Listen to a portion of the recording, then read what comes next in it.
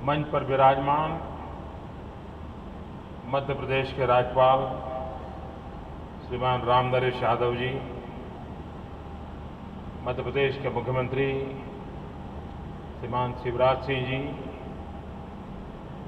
मंत्रिपरिषद में मेरे वरिष्ठ साथी श्रीमती सुषमा स्वराज जी, श्री रविशंकर प्रसाद जी, डॉक्टर हर्षवर्धन जी, गोवा की राज्यपाल श्रीमती मृदुला जी, पश्चिम बंगाल के राज्यपाल श्रीमान केशरीनाथ जी, झारखंड के मुख्यमंत्री श्रीमान रघुवर दास, मॉरिशस के मंत्री श्रीमती लीला देवी, केंद्र में मंत्रिमंडल में मेरे साथी जनरल डॉक्टर वीके सिंह,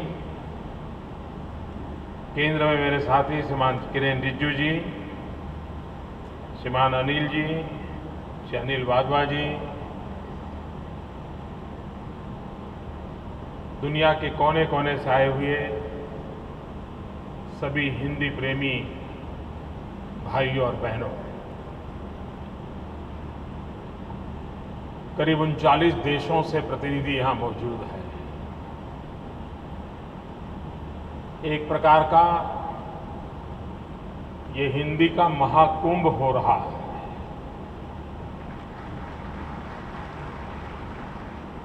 अभी तो आप सिंहस्थ की तैयारी में हो, लेकिन सिंहस्थ की तैयारी के पहले ही भोपाल की धरती में ये हिंदी का महाकुंभ, उसके दर्शन करने का हमें अवसर मिला है।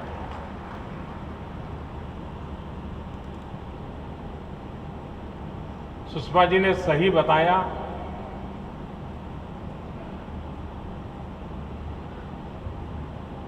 कि इस बार के अधिवेशन में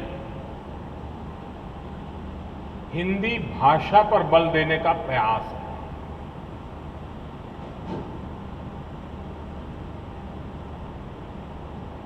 जब भाषा होती है तब हमें अंदाज नहीं होता है कि उसकी ताकत क्या होती है, लेकिन जब भाषा लुप्त हो जाती है और सदियों के बाद किसी के हाथ वो चीजें चढ़ जाती हैं, तो हर सबकी चिंता होती है आखिर इसमें है क्या, ये लिपि कौन सी है, भाषा कौन सी है, सामग्री क्या है, विषय क्या है। आज कहीं पत्थरों पर कुछ लिखा हुआ मिलता है तो सालों तक पुरातत्व विभाग उस खोज में लिखा रहता है कि लिखा क्या गया है, और तब जाकर के भाषा लुप्त होने के बाद कितना बड़ा संकट पैदा होता है उसका हमें अंदाज आता है। कभी कभार हम ये तो चर्चा कर लेते हैं, भाई दुनिया में डायनासोर नहीं रहा तो बड़ी बड़ी मूवी बनती हैं कि डायनासोर कैसा था, डायनासोर क्या करता था, जीव शास्त्र वाले देखते हैं कि कैसा था। कुछ आर्टिफिशियल डायनासोर बना करके रखा जाता है ताकि नई पीढ़ी को पता चले कि ऐसा डायनासोर हुआ करता था। यानी पहले क्या था, इसको जानने पहचानने के लिए आज हमें इस प्रकार के मार्गों का उपयोग करना पड़ता है। आज भी हमें शब्दूर सुनने को मिलता है कि हमारी संस्कृत भाषा में ज्ञान के भंडार भरे पड़े हैं, लेकिन संस्कृत भाषा को जानने वाले लोगों की कमी के कारण उन ज्ञान के भंडारों का लाभ हम नहीं ले पा रहे। कारण क्या, हमें पता तक नहीं चला कि हम अपनी इस महान विरासत से धीरे धीरे कैसे अलग होते गए। हम और चीजों में ऐसे लिप्त हो गए कि हमारा अपना लुप्त हो गया। और इसलिए हर पीढ़ी का यह दायित्व बनता है कि उसके पास जो विरासत है, उस विरासत को सुरक्षित रखा जाए, हो सके तो संजोया जाए और आने वाली पीढ़ियों में उसको संक्रमित किया जाए। हमारे पूर्वजों ने वेद पाठ में एक परंपरा पैदा की कि वेदों के ज्ञान को पीढ़ी दर पीढ़ी ले जाने के लिए वेद पाठी हुआ करते थे और लिखने पढ़ने की जब सुविधा नहीं थी, कागज की खोज नहीं हुई थी, तो उस ज्ञान को स्मृति के द्वारा दूसरी पीढ़ी में संक्रमित किया जाता था और पीढ़ियों तक ये परंपरा चलती रही। और इस इतिहास को देखते हुए ये हम सबका दायित्व है कि हमारे जितने भी प्रकार के आज पता चले कि एक पंछी है, उसकी जाति लुप्त होते होते 100-150 हो गई है, तो दुनिया भर की एजेंसियां उस जाति को बचाने के लिए अरबों खरबों रुपए खर्च कर देती है। कोई एक पौधा अगर पता चले कि उस इलाके में एक पौधा है, अब बहुत ही कम स्पेसिमेन रह गए हैं, तो उसको बचाने के लिए दुनिया अरबों खरबों खर्च कर देती है। इन बातों से पता चलता है कि इन चीजों का मूल्य कैसा है। जैसे इन चीजों का मूल्य है, वैसा ही भाषा का भी मूल्य है। और इसलिए जब तक हम उसे उस रूप में नहीं देखेंगे, तब तक हम उसके महात्म्य को नहीं समझेंगे। हर पीढ़ी का दायित्व रहता है भाषा को समृद्धि देना। मेरी मातृभाषा हिंदी नहीं है, मेरी मातृभाषा गुजराती है। लेकिन मैं कभी सोचता हूं कि अगर मुझे हिंदी भाषा बोलना न आता, समझना नहीं आता, तो मेरा क्या हुआ होता।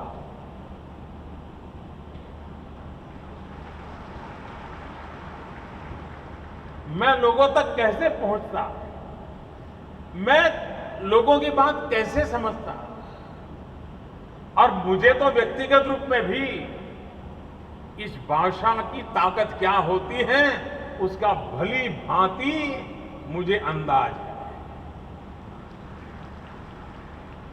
और एक बात देखिए, हमारे देश में, मैं हिंदी साहित्य की चर्चा नहीं कर रहा हूं, मैं हिंदी भाषा की चर्चा कर रहा हूं। हमारे देश में हिंदी भाषा का आंदोलन किस लोगों ने चलाया? ज्यादातर हिंदी भाषा का आंदोलन उन लोगों ने चलाया है जिनकी मातृभाषा हिंदी नहीं थी। सुभाष चंद्र बोस हो, लोकमान्य तिलक हो, महात्मा गांधी हो, काका साहब कालेलकर हो, राजगोपालाचार्य हो, सबने, यानी जिनकी मातृभाषा हिंदी नहीं थी, उनको हिंदी भाषा के लिए, उसके संरक्षण और संवर्धन के लिए जो दीर्घ दृष्टि से उन्होंने काम किया था, ये हमें प्रेरणा देता है। और आचार्य विनोबा भावे, दादा धर्माधिकारी जी, गांधीयन फिलॉसफी से निकले हुए लोग, उन्होंने यहां तक, उन्होंने भाषा को और लिपि को, दोनों की अलग अलग ताकत को पहचाना था। और इसलिए एक ऐसा रास्ता विनोबा जी के द्वारा विचारों से प्रभावित लोगों ने कर डाला था कि हमें धीरे धीरे आदत डालनी चाहिए कि हिंदुस्तान की जितनी भाषाएं हैं, वो भाषाएं अपनी लिपि को तो बरकरार रखें, उसको तो समृद्ध बनाएं, लेकिन नागरी लिपि में भी अपनी भाषा लिखने की आदत डालें। शायद विनोबा जी का ये विचार, दादा धर्माधिकारी जी का विचार, गांधीयन मूल्यों से जुड़े हुए लोगों का विचार, ये अगर प्रभावित हुआ होता तो लिपि भी भारत की विविध भाषाओं को समझने के लिए और भारत की राष्ट्रीय एकता के लिए एक बहुत बड़ी ताकत के रूप में उभर आई होती। उसी प्रकार से भाषा हर पीढ़ी ने, देखिए भाषा वो जड़ नहीं हो सकती। जैसे जीवन में चेतना होती है वैसे ही भाषा में भी चेतना होती है। हो सकता है उस चेतना की अनुभूति स्टेथोस्कोप से नहीं जानी जाती होगी, उस चेतना की अनुभूति थर्मोमीटर से नहीं नापी जाती होगी, लेकिन उसका विकास, उसकी समृद्धि उस चेतना की अनुभूति कराती है। वो पत्थर की तरह जड़ नहीं हो सकती है। भाषा वो मचलता हुआ एक हवा का झोंका जिस प्रकार से बहता है, जहां से गुजरता है, वहां की सुगंध को अपने साथ लेकर के चलता है, वो जोड़ता चला जाता है। अगर हवा का झोंका बगीचे से गुजरे तो सुगंध लेके आता है, और कहीं ड्रेनेज के पास से गुजरे तो दुर्गंध लेकर के आता है। वो अपने आप में समेटते रहता है। भाषा में भी वो ताकत होती है। जिस पीढ़ी से गुजरे, जिस इलाके से गुजरे, जिस हालात से गुजरे, वो अपने आप में समाहित करती है, वो अपने आप को पुरस्कृत करती रहती है, पुलकित करती रहती है। ये ताकत भाषा की होती है, और इसलिए भाषा चैतन्य होती है, और उस चेतना की अनुभूति आवश्यक होती है। पिछले दिनों जब प्रवासी भारतीय सम्मेलन हुआ था, तो हमारे विदेश मंत्रालय ने एक बड़ा अनूठा कार्यक्रम रखा था कि दुनिया के अन्य देशों में भारतीय लेखकों द्वारा लिखी गई किताबों का प्रदर्शन किया जाए। और मैं हैरान भी था और मैं खुश था कि अकेले मॉरिशस से 150 लेखकों द्वारा लिखी गई किताबें, और वो भी हिंदी में लिखी गई किताबों का वहां पर प्रदर्शन हो रहा है। यानी दूर सुदूर इतने देशों में भी हिंदी भाषा का प्यार हम अनुभव करते हैं। हर कोई अपने आप से जुड़ने के क्या रास्ते होते हैं? कोई अगर इस भूभाग में नहीं आ सकता है, आने के हालात नहीं होते, तो कम से कम हिंदी के 2-4 वाक्य बोल करके भी वो अपनी प्रतिबद्धता को व्यक्त कर देता है। हमारा ये निरंतर प्रयास रहना चाहिए कि हमारी भाषा समृद्ध कैसे बने। मेरे मन में एक विचार आता है, भाषा शास्त्री इस पर चर्चा करें। क्या कभी हम हिंदी और तमिल भाषा का वर्कशॉप करें, और तमिल भाषाओं में जो अद्भुत शब्द हो उसको हम हिंदी भाषा का हिस्सा बना सकते हैं क्या? हम कभी बंगला भाषा और हिंदी भाषा के बीच वर्कशॉप करें, और बंगला के पास जो अद्भुत शब्द रचना हो, अद्भुत शब्द हो जो हिंदी के पास न हो, क्या हम उनसे लेकर सकते हैं, भाई ये भी दीजिए, हमारी हिंदी को समृद्ध बनाने के लिए इन शब्दों की हमें जरूरत है। चाहे जम्मू कश्मीर में गए, डोगरी भाषा में 2-4 ऐसे शब्द मिल जाएं, 2-4 ऐसी कहावत मिल जाए, 2-4 ऐसे वाक्य मिल जाएं, वो मेरी हिंदी में अगर फिट होते हैं।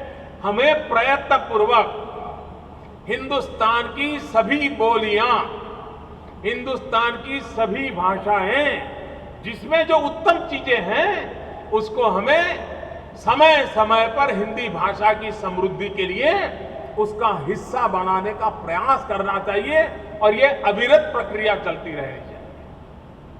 भाषा का गर्व कितना होता है। मैं तो सार्वजनिक जीवन में काम करता हूं, कभी तमिलनाडु चला जाऊं और वणक्कम बोल दूं, वणक्कम, और मैं देखता हूं कि पूरे तमिलनाडु में इलेक्ट्रीफाइंग इफेक्ट हो जाता है।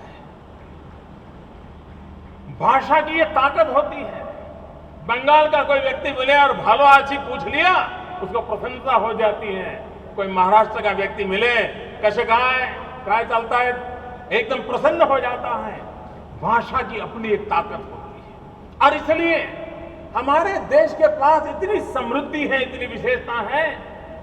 मातृभाषा के रूप में हर राज्य के पास ऐसा अनमोल खजाना है, उसको हम कैसे जोड़ें और जोड़ने में हिंदी भाषा एक सूत्रधार का काम कैसे करें, उस पर अगर हम बल देंगे हमारी भाषा और ताकतवर बनती जाएगी और उस दिशा में हम प्रयास कर सकते हैं। मैं जब राजनीतिक जीवन में आया तो पहली बार गुजरात के बाहर काम करने का अवसर मिला। हम जानते हैं हमारे गुजराती लोग हिंदी कैसी बोलते हैं,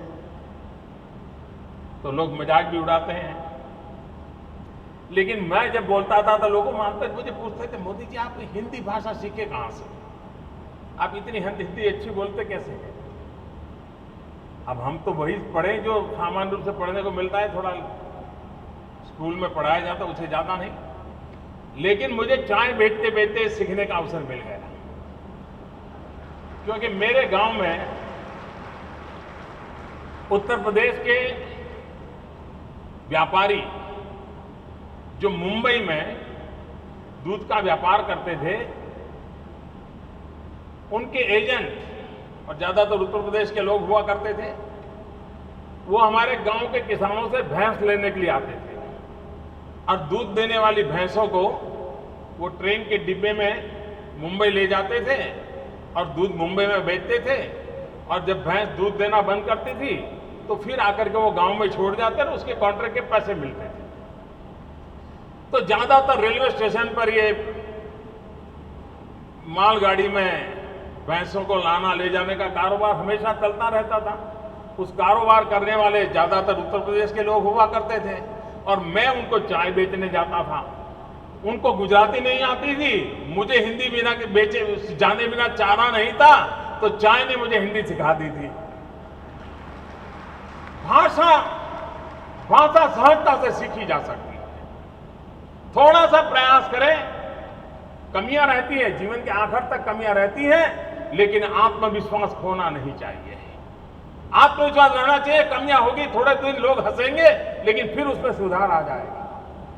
और हमारे यहां गुजरात का तो स्वभाव था कि दो लोगों को अगर झगड़ा हो जाए, गांव के भी लोग हो, वो गुजराती में झगड़ा कर ही नहीं सकते। उनको लगता है कि गुजराती में झगड़े में प्रभाव पैदा नहीं होता है, मजा नहीं आता है। जैसे ही झगड़े की शुरुआत होती है तो वो हिंदी में अपना शुरू कर देते हैं।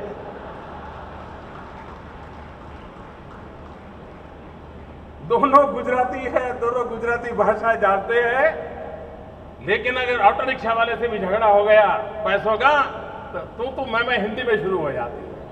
उसको लगता है कि हाँ हिंदी बोलूंगा तो उसको लगेगा हाँ ये कोई दम वाला आदमी।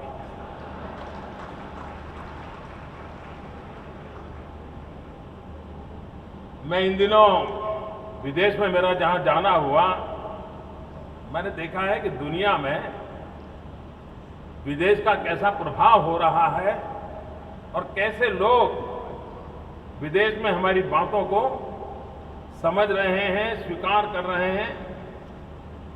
मैं गया था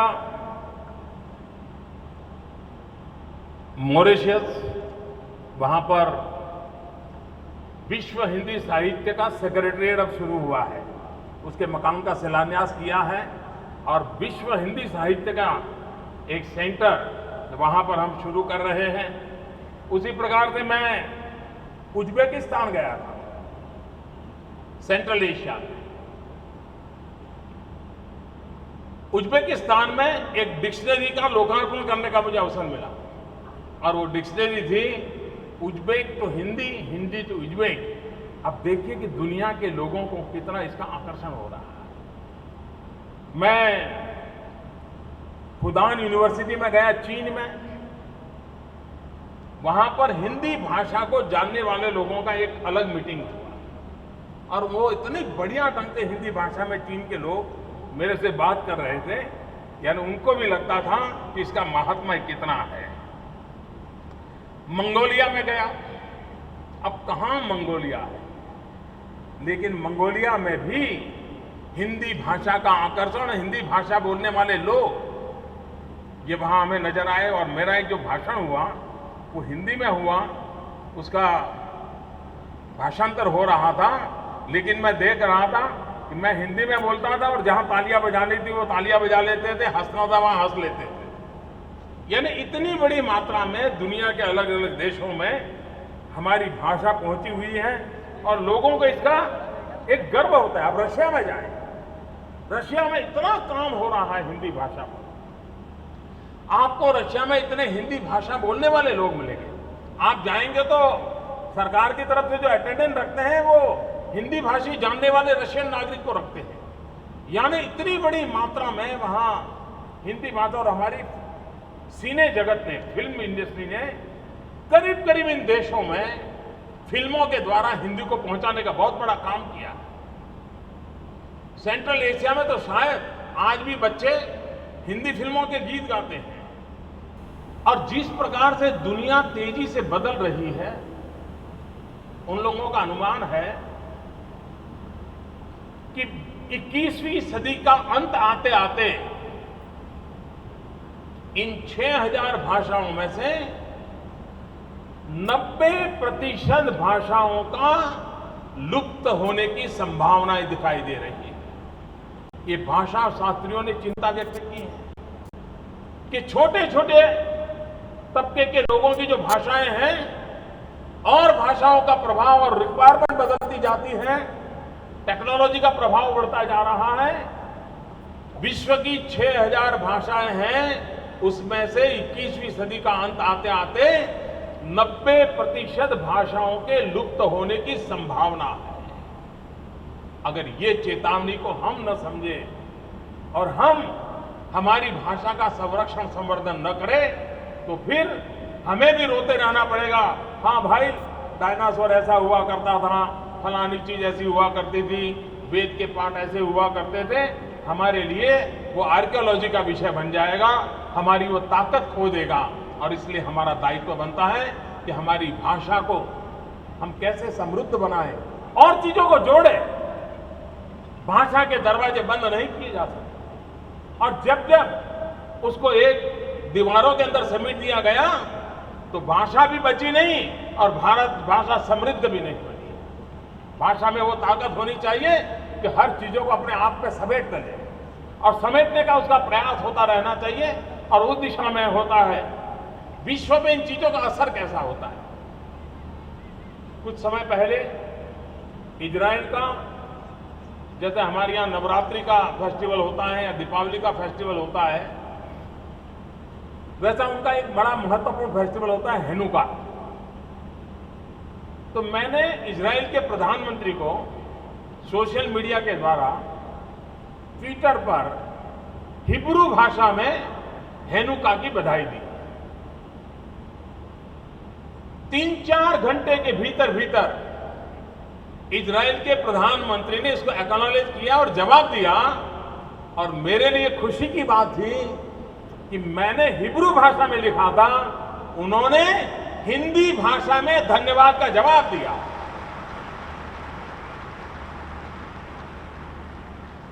इन दिनों दुनिया के जिन भी देशों से मुझे मिलने का होता है, वो एक बात अवश्य बोलते हैं, सबका साथ सबका विकास।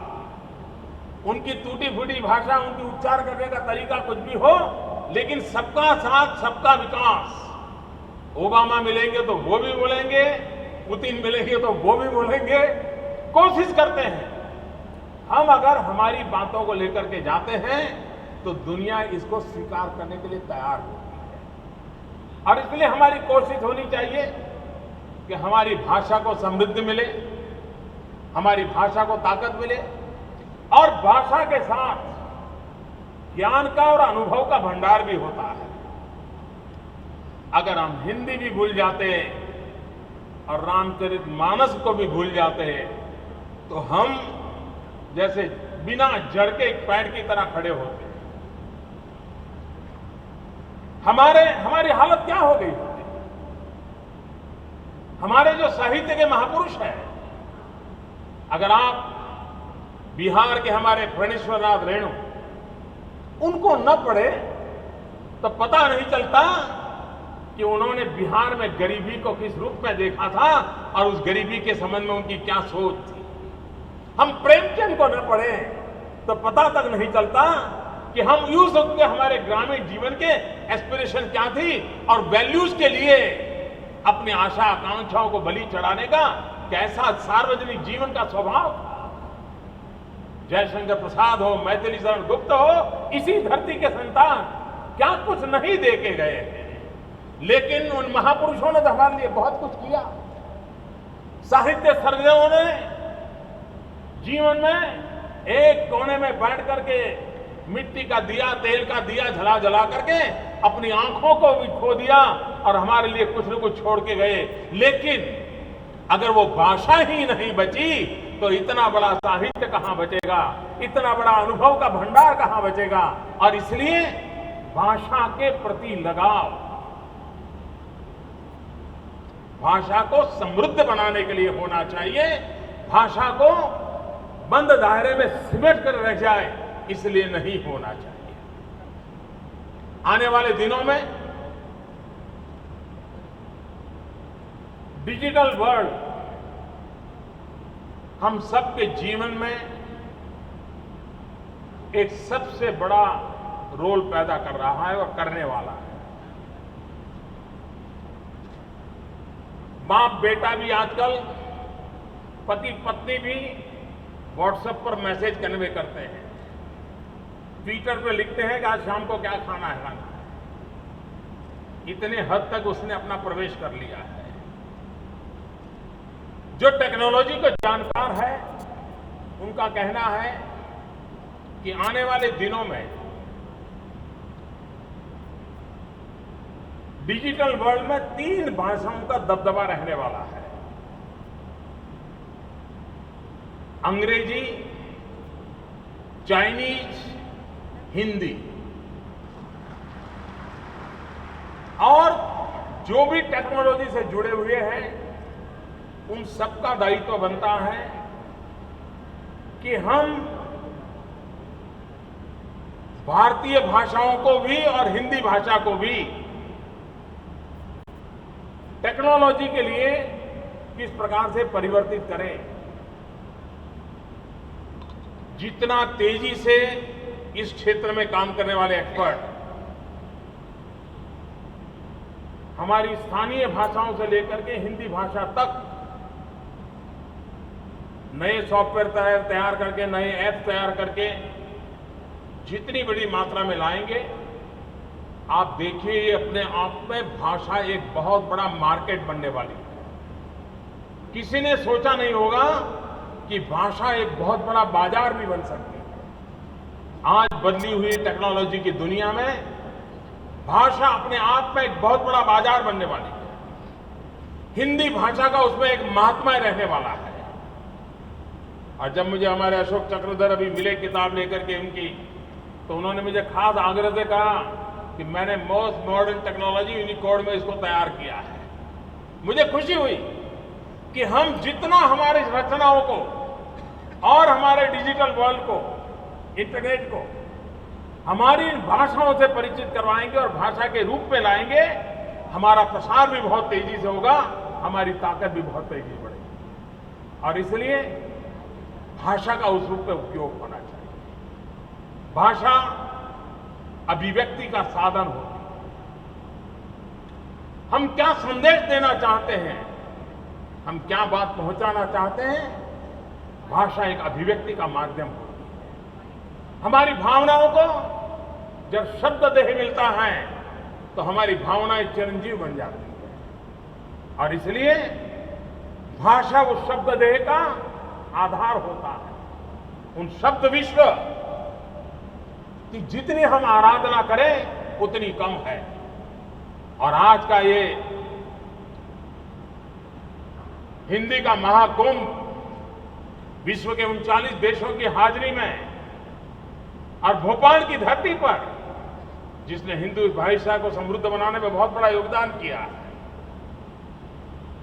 और अन्य भाषाएं जहां शुरू होती है इसके किनारे पर हम बैठे हैं। उस प्रकार से भी ये स्थान का बड़ा महत्व है। हम किस प्रकार से सबको समेटने की दिशा में सोचें। हमारी भाषा की भक्ति ऐसी भी ना हो कि जो एक्सक्लूसिव हो।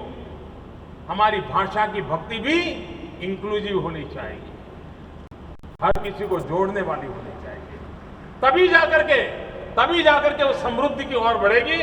वरना हम ही जो चीज नाकाम हो जाती, जब तक ये मोबाइल फोन नहीं आए थे और मोबाइल फोन में जब तक कि कॉन्टैक्ट लिस्ट की डायरेक्टरी की व्यवस्था नहीं थी, तब तक हम सबको, किसी को 20 टेलीफोन नंबर याद रहते थे, कभी किसी को 50 टेलीफोन नंबर याद रहते थे, किसी को 200 नंबर टेलीफोन नंबर याद रहते थे। आज टेक्नोलॉजी आने के बाद हमें अपने घर का टेलीफोन नंबर भी याद नहीं है। तो चीजों का लुप्त होने में देर नहीं होती है। और जब ये इतनी बड़ी टेक्नोलॉजी आ रही है, तब चीजों को लुप्त होने से बचाने के लिए हमें बहुत कॉन्शियसली प्रयास करना पड़ता है, एक जागरूक अभियान चलाना पड़ता है। और इसलिए आज का ये हिंदी महाकुंभ भारतीय भाषाओं का महात्मा है और हमारे लिए हर मातृभाषा का अपरंपार महामूल्य है, क्योंकि हर एक के पास खजाना है।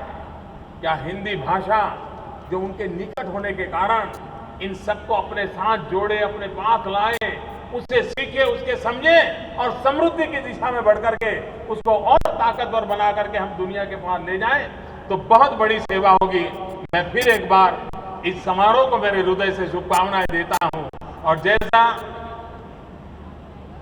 सुषमा जी ने विश्वास दिलाया है कि हम एक निश्चित आउटकम लेकर के निकलेंगे और अगला जब विश्व हिंदी सम्मेलन होगा तब हम धरातल पर कुछ परिवर्तन ला करके रहेंगे।